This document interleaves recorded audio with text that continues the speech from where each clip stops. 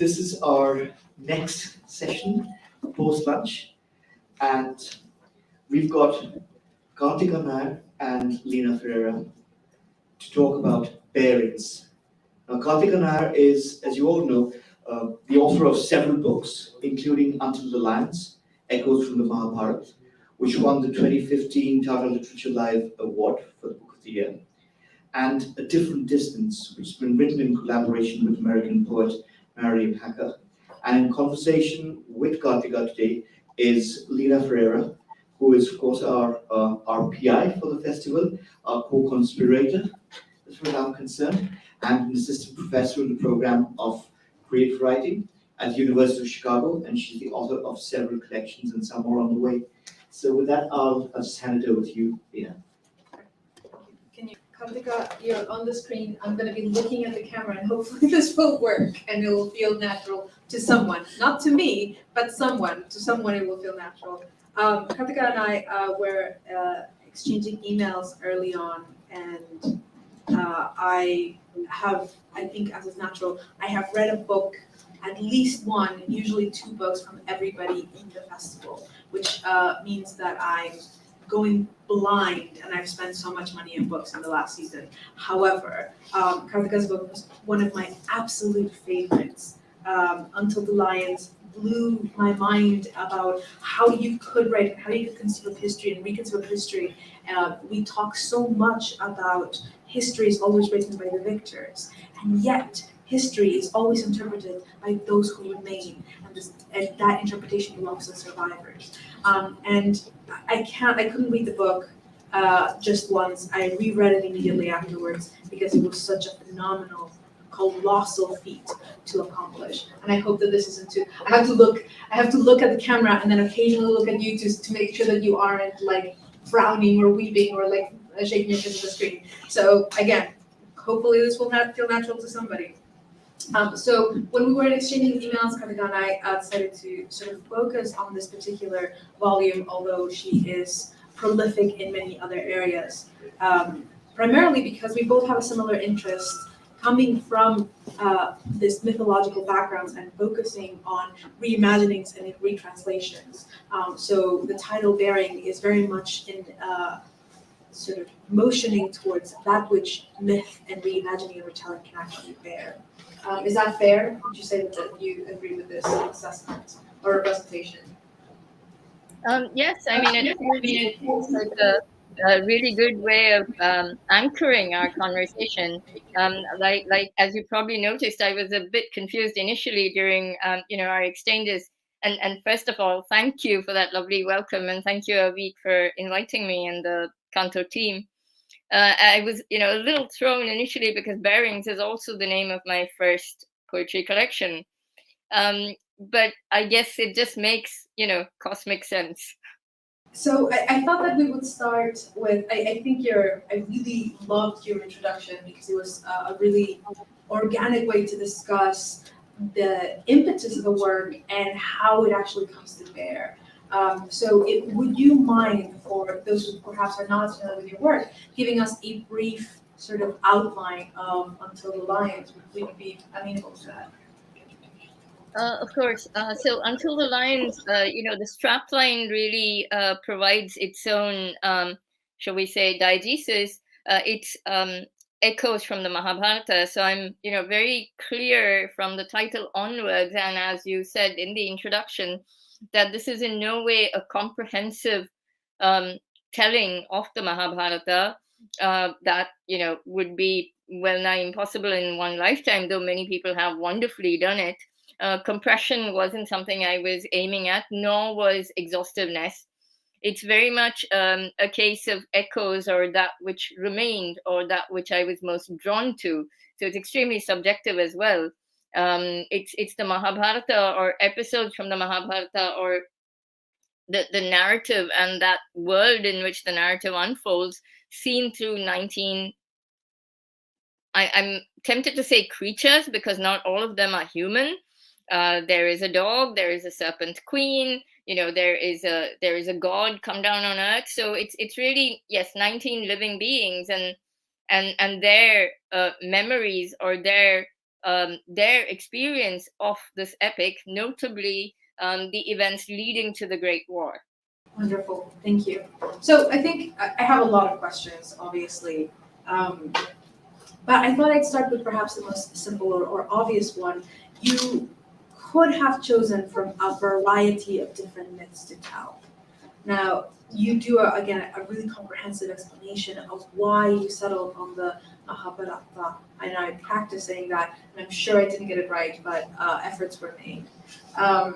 So you decide this is the one that I'm going to settle on, but you also didn't have to retell any myth whatsoever. What is it that you felt needed to be said, and why did you decide that the retelling, the reimagining of a myth of such epic proportions was the right medium for it? Again, apologies to those who read that particular introduction, which is the one in the American edition by Archipelago. But as I say in the introduction, you're right. I could have chosen another myth, or as you just pointed out, gone for an entirely fresh story set in our times. But I am drawn to foundational epics, to foundational myths, because I think they contain something timeless. They contain the essence of humanity, the good and the bad and the gray and the doubtful, distilled to its essence, whether it is love, loyalty, friendship, questions on morality, anger, hatred, revenge. Again, the good and the bad, but the entire spectrum of human feeling and action and reaction. And I find that perhaps one of the reasons they remain endlessly relevant is because they're timeless, because you could remove the immediate environment or the kind of narrative time, the narrative epoch in which an epic or a myth unfolds, and you could reposition it anywhere in the chronology, in the larger timeline that we know. I wonder, and I hope that this is, as I was reading it and rereading it, I hope this isn't a leap, so allow me to ask a question. There's, in your introduction, you say that one of the reasons that you chose Mahabharata was the enemy is one's own kin. The blood they spill is their own, ultimately, rather than the other as the enemy. And it struck me that to retell a story that seems inherently circular, then it seems also for it to beg the question to be circular in its retelling as well. So, of course, it seemed to me, of course, you wouldn't go with one of the other epics that have so much of the other and the outside and the movement to sort of exit like that containment space. And I wondered if I was really stretching or hallucinating or putting that on you, or if it did feel like something that begged for that interpretation. Totally, because we are in an era, perhaps it happens in every era, but ours is the one that I know intimately, where othering is I think sort of the besetting evil that we're facing over and above everything else. It seems to be at the crux of all conflict, or most conflict, is our capacity to other. I mean, humanity has some things going for it, the imagination and empathy being two great qualities, but we also seem to have this inherent capacity to other, and that othering to me seemed to be really the plinth on which most excesses, most dominant narratives, most absolutism and fascism seems to have springboarded. And what I find extremely relevant about the Mahabharata is the fact that again the antagonist is sort of one's own fold, and that antagonist and also what constitutes one's kin or one's fold keeps changing. So there's nothing permanent in kinship, and that was also fascinating for me. I have to ask, you also, why did you choose, initially you said it would be 18 female voices, correct? I remember correctly? And then the introduction of a dog was certainly a surprise, a delightful surprise, but a surprise nevertheless. Would you be able to talk a little bit about the transition or the process that went from that firm sort of declaration of the project that you were going to take on versus the project that really sort of came into being? Yes, thank you for that question. It's quite wonderful, and it's a reminder that a book is never going to be what you think it is going to, what it will become even when you're writing it. And you're right, I had very fixed ideas in the beginning. I was certain it was going to be 18 female voices. I was certain in the very initial phase, and thank heavens and earth that that didn't happen, that I was going to, switch through, sort of travel through history, as it were, transposing each chapter into a known historical era, which would have been terrible. I mean, I'm sure that can be, that can be and has been sort of attempted by people with great success, but I think I would have made a hash of it. So I thought of 18 female voices initially because it seemed like, the women were the most marginalized. But as I was writing it, I realized that it's never as simple as that. There are soldiers, there are, low caste, low born soldiers who were made to sacrifice their lives in this belief that they were going to get out of a system of caste. The women weren't the only collateral. And while the Mahabharata keeps getting, told and retold as it must through various perspectives, there are fewer ones which attempted from a non-human perspective. And as I mentioned in the same introduction, my primary inspiration, my primary catalyst for attempting this was the great, great Arun Kolatkar's Sarpasatra, in which he tells the Mahabharata primarily through the eyes of the serpents who are sacrificed, and whose narrative, whose sacrifice bookends the canonical Mahabharata, the Sarpasatra. And in a way, this was an extension. I mean, I would not presume to say it was anything like a sequel, but Shunaka's voice, the dog's voice, was my sort of doffing of the hat, as it were, to Kolatkar Sarpasatra, and also to a great, great canine in fiction, Sarpasatra's Ug. I mean, not Sarpasatra's, Arun Kolatkar's Ug in the Kalaghoda poems, who is a dog with, very forthright opinions and of suave demeanor. And I like to think of Shunaka as Ug's literary descendant. But facetiousness apart about, Ug, and that's not really facetiousness, but anything droll apart. I was really tempted also to measure the cost of kingdom and supremacy through the eyes of the non-humans, and Shunaka seemed really well positioned because the canonical Mahabharata, references canines several times at several key points. So I hope that it's okay to ask a bit of a craft question. As you know, like there's a question that comes up a lot, especially like in the classroom, where the notion of inspiration, like what will the text do versus structure. And you strike me from this book as an author that thinks a lot about structure and form. And I have several questions on that alone. But how do you negotiate sort of like that, those two forces when you come into the creative space? The sort of like the impulse to add more, to go with whatever flow, to change and to move and to be mutable and flexible, and to remain within the boundaries of a work and to be methodical about it. How do you negotiate those two? I'm not so sure I negotiate, because for me, structure, form is integral to my writing. It's of course different for every person and for every poet. But I also come from dance, where form is often, content. There isn't really a dichotomy between the two, because how you do something is also what you produce, if that makes sense. And very often my primary references come from stage. But not only, I came to poetry entirely from the outside. There was nobody to tell me that something was, kosher or not, or something was now considered ancient or outdated or current. So everything that I picked up was without these litmuses of value, and I went with what seemed the most convincing a form, literally and figuratively, to occupy, to tell a story, because I am primarily a storyteller. Even when I'm just playing with words and it's an entirely abstract poem, there is a story I'm telling. And when it's a story as complex as the Mahabharata and as polyphonic, I definitely needed form. And form, for me, is what really came to my rescue. I think I would have been sort of totally sort of at sea without that particular buttress I had, because I did want to have 19 voices which were different, which were entire in themselves.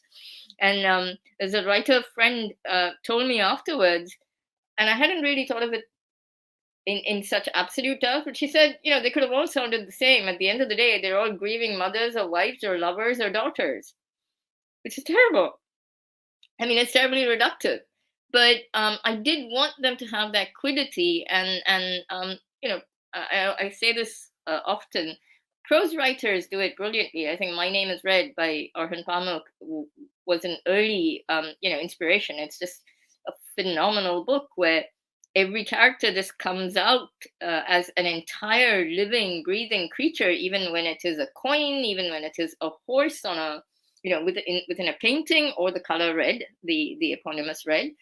I don't have those skills. What I did have was a sort of entire arsenal of poetic forms, both existing and ones that I invented would be presumptuous of me, but say that I borrowed from dance.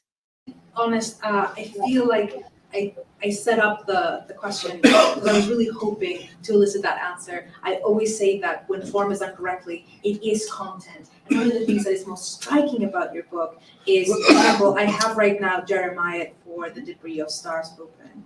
And it's such a striking shape that you are creating.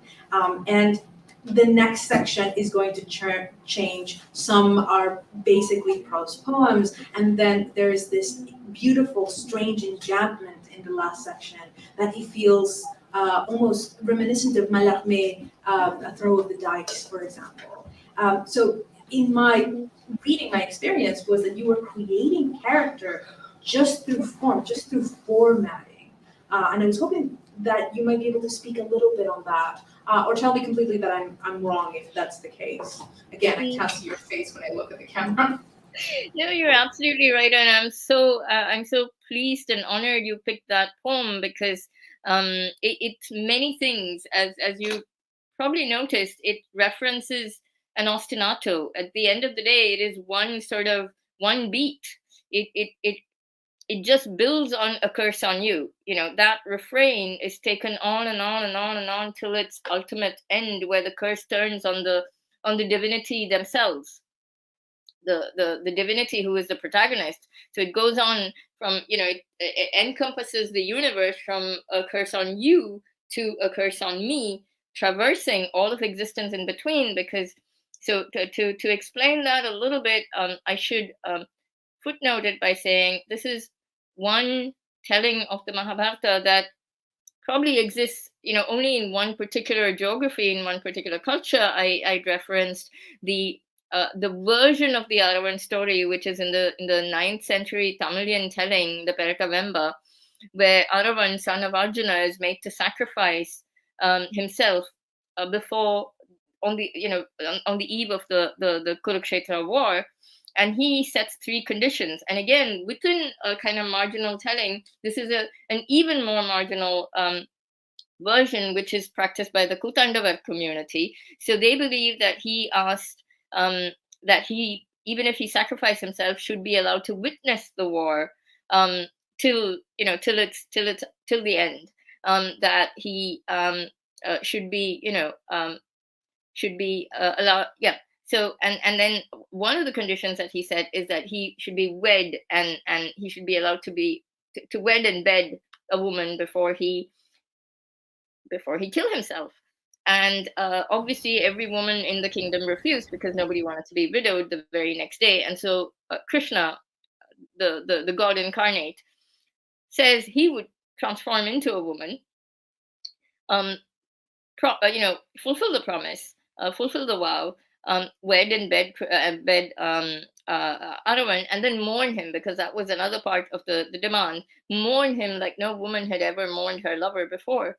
And Krishna does that, and Jeremiah for the debris of stars is actually a two-way transformation. It is God incarnate become going from male to female, but also going from a divinity to a human being, and having to experience love and consequently loss, and then realizing just how difficult it is to be human. So the visual format, um, for me, was something like a cosmic heartbeat. I wanted to trace the pulse of God, and therefore consider it the pulse of the earth or of the universe, transformed into a visual, and at the same time contained within this ostinato, within this one slightly varying beat of a curse, a curse, a curse. So I have a question. In it, perhaps it's um, because I enjoyed it so much. I'm curious about your notions in terms of accessibility. Were you envisioning someone when you were writing this? For whom were you writing if you were writing for somebody? For whom were you not writing if you were not writing for somebody? And who did you ultimately wish or hope would end up reading this book? Oh, that's such an excellent question, and I'm not sure I have an answer, in the sense that there's always a you addressed in most of my poems, outside of Until the Lions, and they're usually written to one changing second person. I mean, it's never the same person, but it's usually just addressed to one person, whether imaginary or real, or conjured up for the purposes of the poem. In the case of Until the Lions, um, if the question is more about who did I think would sort of get it, I really did not think of that. Um, Satyavati is, it varies from narrator to narrator. Satyavati is addressing all of the readers of the existing Mahabharatas. She is addressing the readership of her son, because she's sort of course correcting. So there's a certain there's a certain it was a bit like inhabiting different voices. So I don't think I'm not trying to sound abstruse, but I don't think it was so much of whom I was addressing as whom each character was addressing, if that makes sense. It's a far more complex answer to what I thought was a pretty simple question, which shouldn't surprise me considering what you produced here. A follow-up question to that. According to your introduction, it took you about 5 years to compose this. Is that correct? Yes. Five and a half, near Apologies. 6. Yeah, 5.5 between the time I sort of had the idea. The first 2 years were spent entirely reading and watching and listening to existing Mahabharatas, or all the things that I thought, or the people around me thought could feed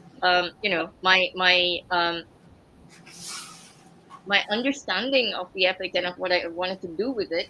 And then about 3.5 years of writing, during which there was more reading and watching and listening going on, of course. But yes, altogether it took about 5.5 years. And the funny thing is, in the 7 years or so since the book was published, it's never really left me, because it just keeps getting adapted, which is kind of wonderful. I was delighted because I loved it so much when I bought it and read it, and I was delighted that you were still willing to talk about it. Most writers are like, "Oh, I wrote that 2-3 years ago. It's gone. I don't think about it anymore." So I was really happy that you were eager to engage with it again. I was hoping, because you mentioned this a little bit in your introduction, from all of those different versions and interpretations, would you be able to speak about those that were most influential? And if it's possible to intrude as well, would you be able to talk a little bit about your writing rhythms and practices? Do you write in the morning? Do you write in the afternoon? Do you write in the evening? I'm very curious to see how you elicited different voices from yourself. If you were writing particular voices, particular characters in a moment in a space with certain words, with certain places, because it was so convincing. And again, I think I'm going to use this word significantly, but it only because it is true. It was very striking. how effective it really was. So I have, contrary to what I try to do on the page, I have very little structure in my life because life is really contingent on my body and health, and my hospital rhythms pretty much defined how Until the Lions got written. Um, so there are poems that were written in post-op. There are poems that were written when I was very ill. Jeremiah for the Debris of Stars was one, and I think in some ways I conflated the rage of Krishna turned into Mohini with a certain amount of despair that I was feeling personally with the inadequacies of the body. Um, so that's one thing, and the other thing is, as I mentioned, I work in dance, and I tour less now because my health has deteriorated significantly. But in the years that I wrote Until the Lions, I was very often on tour. I was very often in rehearsal studios or backstage. You know, a lot of it got written in a railway station or on a train or on a plane.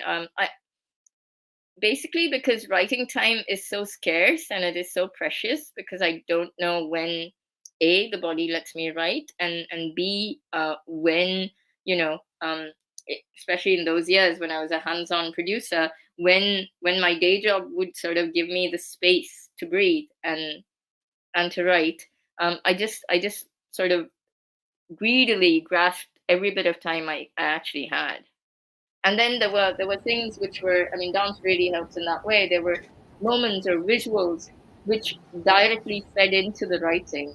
I mean, when I reread it or when I look at it, I know instantly what I was watching or what where I was when I was writing the poem. I hope this is not too forward. You've written a little bit about this, but um, do you think that there was a transference from that moment of being frustrated with the physical body to the embodiment of the text? With certain of the poems, absolutely. I mean, I wasn't exactly practicing detachment. There was a lot of transference. I mean, the Jeremiah for the Debris of Stars, absolutely. I think the sort of, shall we say, the scale, the apocalyptic kind of environment I was going for was directly fed by Stravinsky's Rite of Spring, but not just the music. The music is an ostinato, but it was the environment that is conjured up in Pina Bausch's dance adaptation, which is dark and and and and relentless. There is something just mesmeric about it, which I wouldn't come close to replicating, but which was hugely influential. But I think all of the despair came from a certain level of physical pain. The Rite of Spring, correct me if I'm wrong, did it not elicit a mob the first time that it was performed? And did it not end violently? It did. It's a unique thing to be inspired by art that inspires violence and art that contains violence and then gets manifested and translated into something else entirely. Um, I know that the things that I should be doing in this moment are focusing on these questions, but I am also just so very much in love with the text that I must confess my absolute lack of objectivity in this case. I mentioned, I asked the question earlier, and I was hoping to sort of retrace our steps back. Would you be able to talk a little bit about the versions of the Mahabharata that inspired you, that you found most influential for your own work? Yeah, sorry, I did kind of realize that, didn't I? There was so many. There are so many, and I think um not all of them were textual. I mentioned Arun Kolatkar's Sarpasatra, which has been so inspirational in so many ways. It's a slender volume of not quite 100 pages, I think, where Kolatkar does for me immense feats of poetry and reimagining, but also of drawing the Mahabharata into our age and talking about things which were not quite yet at the forefront of everybody's thought. Ecology, for instance, um, you know um, it's a profoundly all-encompassing text in the sense that the non-human has such a central place, and that was one of the reasons why Until the Lions took the shape and the colors that it did. There's Randamuram, which is the great M.T. Vasudevan Nair's telling of the Mahabharata in Malayalam, which is my mother's mother tongue, and which tells a story of which revisits the Mahabharata, but locating it, and that's where I realized also it locates it in a matrilineal Kerala society, and that's where I realized that epics, um, you know, are profoundly informed by the times that they traverse. So when you have literary historians talking about how one can trace which parts of the Mahabharata may have evolved across different centuries, it makes complete sense. Then there are all the performative versions which influenced me. Peter Brook's Mahabharata, not just as a reference, but also as something that I was responding to in resistance to certain of the arcs that his theatralization took. It's a magnum opus, and I think as a theatrical feat, it is extraordinary. But I did feel his Amba was short shrift, got the short shrift. And so my Amba Shikhandi narrative is in direct response to that, and very consciously I remove all the known figures from that final confrontation with Bhishma.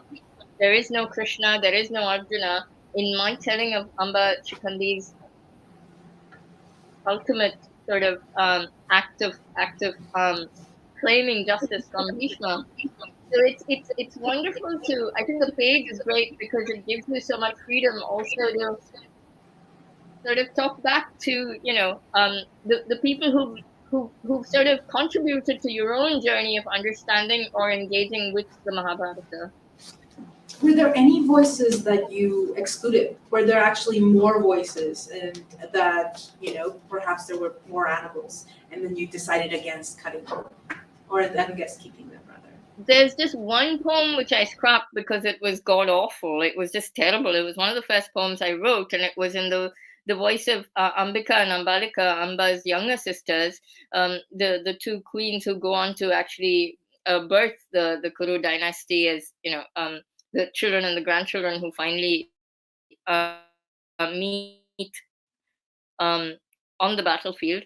I'd written it as a pontoon, and it was terrible. It was just terrible. And I spent 2 out of 4 weeks of a residency I had in Toji Foundation in South Korea, writing it and just being deeply, deeply dissatisfied. And then I scrapped it, and that's actually when the Satyavati voice came. So they helped me develop, the diegetic voice in the epic, and to have that vertebral column to which all the other voices kind of come together as ribs, or as the rest of the ossature. So it was actually good that I did something so terrible. That was the only voice which I wrote and did not make sense. I had a long list initially, which had a lot of other characters, but none of which spoke to me, I think, with enough urgency or immediacy. And one other, which was a deliberate, a case of neglect. I did not attempt Draupadi because hers is the female voice that is most present in the epic, even in the canonical epic, even as she is wronged, and is the voice that one sees most in tellings and retellings and adaptations. And I thought what was more interesting for me to attempt was Draupadi as seen by the other women whose lives are impacted by her. That's really interesting. Again, it comes back to like the idea of, I'm really glad that you used this. You seem to me to be a truly methodical writer. There is so much structure. There's so much intentionality in this. But you described it as, I cut it because it was god awful, which isn't methodical, which isn't it's particularly visceral, right? Like, it is a bad poem. I take it out. So I'm curious if you created rules for yourself as you were writing this book, or if the rules emerged and made themselves manifest as it was happening. Oh, that's an excellent question. Um, the forms kind of the forms were instinctive, but out of a certain, I guess, Cartesian approach. Um, the forms were chosen for what they did. So, for instance, the canzones, because the rules kind of just cried out for Kunti, who is generally considered the embodiment of motherhood, and an unending ocean of love, but whom I also saw as extremely purposeful, relentless, and implacable in a sense in her ambition for her sons. And I wanted something which would convey all that focus, that almost superhuman focus, for her entire family. And I thought the canzone, where you have 65 lines, comprising, 7 stanzas, um, 6 stanzas of 12 lines, and one envoi of 5 lines, where you're repeating the same 5 end words. So it's almost as though all her attention revolves around those 5 words, which are the enjambment into each successive line. And so there were things which were absolutely obvious. There were things which were less obvious, like the Jeremiad was not something I had planned as a Jeremiad. I didn't know that I would be writing to the beat of this epochal work of art, which has been about his Rite of Spring. Um, in fact, I'm not even sure I knew it. When I began it, and then you have a certain world that you can see, and it's so fortunate that mine was staged, and so I knew what kind of light and what what the earth looked like, and so on. So it's a combination of things. I always knew, for instance, that what could I say? I mean, when I look back at the notes, for instance, the poem that I scrapped, I wanted it to be a pontoon, because there's this back and forth, which I thought would be good for two voices, and actually, that's my inadequacy. It was just awful. But the pontoon came in very useful in writing Gandhari's voice, because here is a person whose past is constantly weighing in on her present and will not let her live freely, and therefore will also haunt her children. So it's a combination of, I think, instinct and preparation, or foreknowledge, if that makes sense. I think that leads me to my next question, which is a little bit longer than the rest now. That's okay. I'm not a poet myself, but I am a translator, and I translate primarily poetry. One of the things that I always tell my students when I'm teaching translation is that translation is always a negotiation of loss. The everythingness cannot be translated.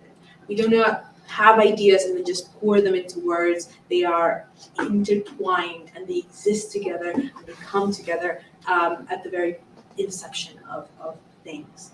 So when I translate, I very frequently have to make those decisions, especially when it comes to poetry, especially when it comes to complex poetry such as this one. If I were to take on this project, I would have to create a very strict set of rules. What am I going to give primacy to? What is going to be sort of the leading principle as we move through things?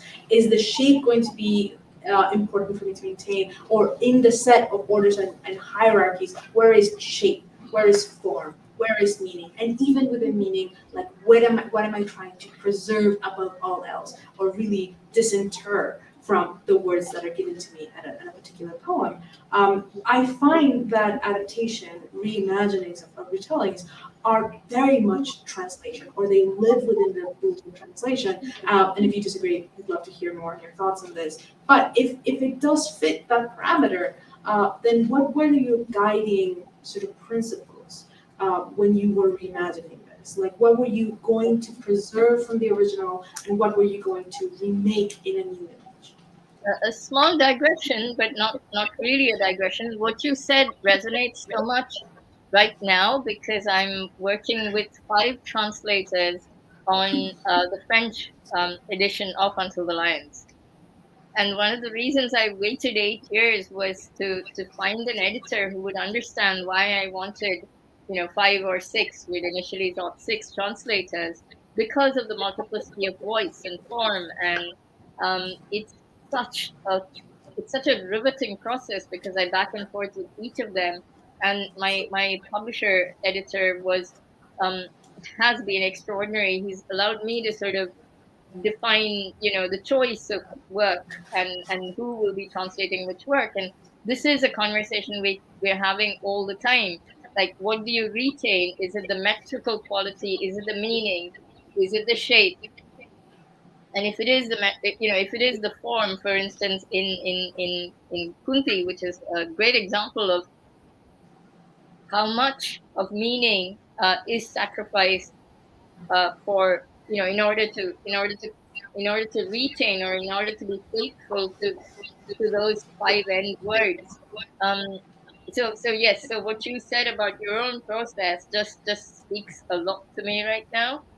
And as to whether retelling is in a sense translation, it is, but I think it's both a lot freer in some ways, because the the the voice you're trying to be faithful to is the voice that you think has not, at least in my case, um, is the voice and not the event, as it's recounted in the canonical epic or in another epic.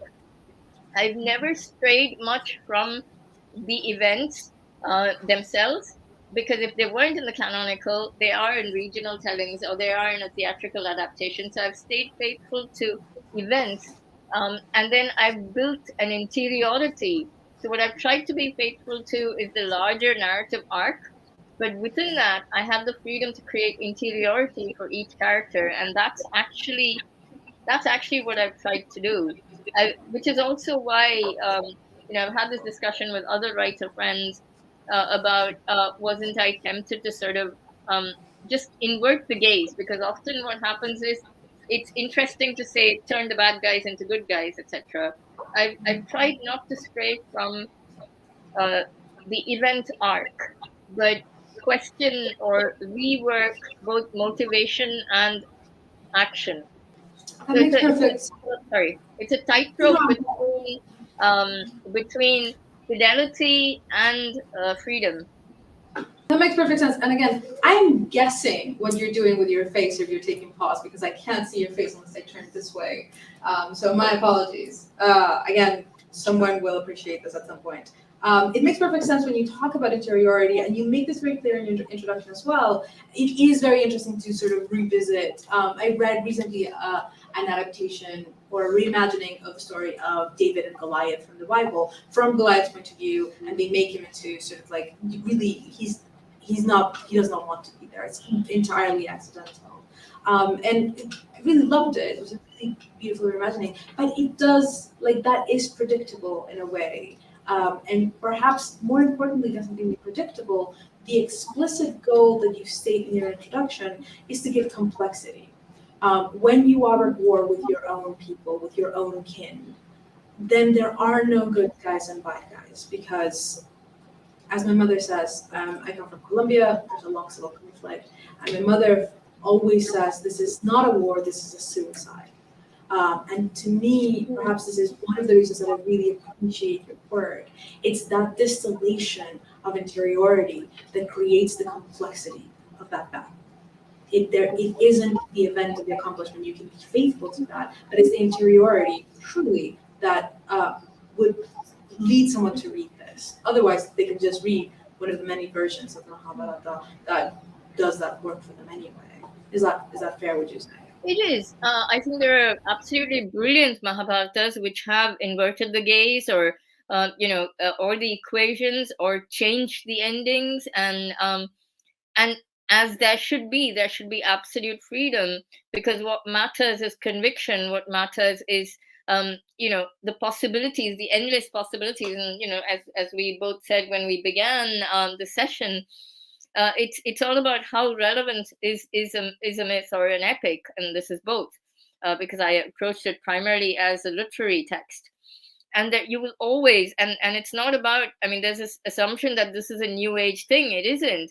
The oldest telling that I found was in Bhasa's works, and that's roughly 2,000 years old, where he imagines the children of the Pandavas and Kauravas not wanting to go to war against each other, or they imagine, or he imagined Duryodhana actually being a very caring adoptive father to Abhimanyu, whom he actually kills in the canonical Mahabharatas.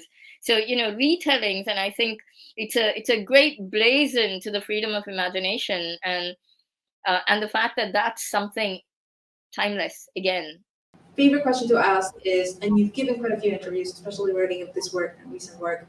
Are there any questions that you wish people would ask or ask more frequently that you could answer? I get asked a lot of questions. So that's there's not really a favorite, I guess. No, no. I sometimes get tired of the question. I mean, it's the opposite. I sometimes get tired of the question, why isn't Draupadi there? Which I get asked a lot. But no, all questions are great. Actually, even the question about Draupadi is terrific, because it's a chance to remind ourselves, me included, that the lions are not necessarily the ones we think they are, and her position, Draupadi's position, is entirely valid. Of course, I just didn't think I could bring anything new to it. That was a roller coaster of an answer. I asked you what was your favorite. You said this is my least favorite, but even that one has a lot of value. Thank you. Do you have a favorite section or poem in this book? I have several, actually. Amba Shikhandi, because it was the first major voice I tackled, and it was the toughest. It took me a month to crack, to get exactly that duality of physical form and the singularity of experience. It took me a long time to create that exactly. Not the writing itself, but the structuring. So just for the challenge that it was, I love that. And I think I love the fact that so many adaptations come from that segment. Both Akram's dance adaptation, um, the opera adaptation that Thierry Peku and Shobna Jaisingh did last year, a few of the more, the younger adaptations by students in colleges, etc. So I'm quite fascinated by how much that voice seems to have resonated with other people as well. I loved writing Shunaka. I loved writing the canine voice, and the Jeremiad, for obvious reasons, was quite unforgettable. So I'm very attached to that as well. The Canzone, because for a very selfish reason, one of my favorite poets, someone I admire deeply, Jeet Thayil, um, always says you should write at least one Canzone in your life. And I was just very, very happy that it was for the right voice. I mean, I can't imagine doing Kunti in any other voice. So I was really, really happy. I wrote the one Canzone that a poet should write, so to say, and that it was Kunti. We agree on the favorites, and I'm not surprised. It has been an absolute joy to read this book. Thank you for writing it, and thank you for being here with us. Thank you so much, Karthika. If you could join me in giving a round of applause. Thank you.